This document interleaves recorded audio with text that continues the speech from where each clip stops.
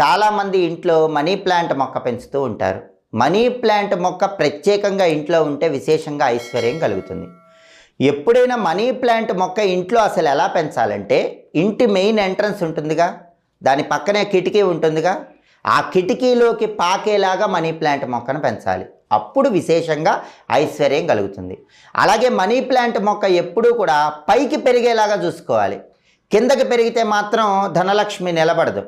అందుకే ఒక కర్ర కట్టాలి. కర్ర కట్టి మనీ ప్లాంట్ మొక్క మెయిన్ ఎంట్రన్స్ పక్క నుండి కిటికీలోకి పెరిగేలాగా ఆ కర్ర కట్టాలి.